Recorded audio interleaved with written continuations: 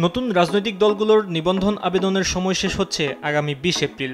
এই সময়সীমা বাড়ানোর কোনো পরিকল্পনা এখন পর্যন্ত নেই নির্বাচন কমিশনের।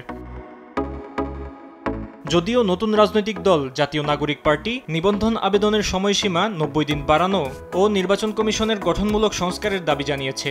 বৃহস্পতিবার নির্বাচন কমিশন সচিবের দপ্তরে এক চিঠিতে এ দাবি জানায় এনসিপি। এ প্রসঙ্গে দলটির জ্যেষ্ঠ যুগ্ম আহ্বায়ক সামান্তা শারমিন দেশ টিভিকে জানান, নির্বাচন কমিশন সংস্কারের যে প্রস্তাবনা আছে সেগুলো বাস্তবায়ন করতে হবে।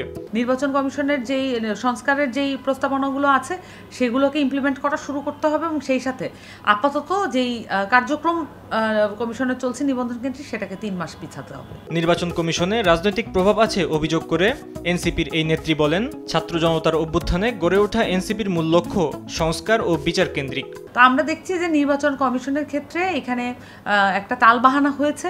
নির্বাচন কমিশন নিজের মতো করে কাজ করছে এবং আমরা মনে করি এখানে পলিটিক্যাল ইনফ্লুয়েন্সও আছে। এনসিপি ছাত্র জনতার অভ্যুত্থানকে ধারণ করে এবং তার মধ্য দিয়ে গড়ে ওঠা একটি দল।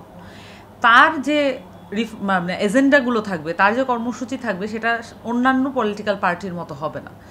আমাদের যে এজেন্ডাগুলো আছে সেটা সংস্কার এবং বিচার কেন্দ্রিক। এনসিপি নির্বাচন পেছানোর চেষ্টা করছে। বিভিন্ন রাজনৈতিক দলের এমন অভিযোগের বিষয়ে সামান্তা শারমিন বলেন, সুষ্ঠু ও অংশগ্রহণমূলক নির্বাচনের জন্য বিদ্যমান কাঠামোর মৌলিক সংস্কার প্রয়োজন। আমাদের নির্বাচন পেছানোর কোনো ধরনের অভিপ্রায় নেই এবং আমরা কখনোই বলিনি যে আমরা নির্বাচন চাইনি, বরঞ্চ আমরা দ্রুততম সময়ের মধ্যে গণপরিষদ নির্বাচন চেয়েছি। এ সময় নির্বাচন সংক্রান্ত আর্থিক কাঠামোকে সহজতর না করে নির্বাচন কমিশনার নিয়োগের সমালোচনাও করেন তিনি।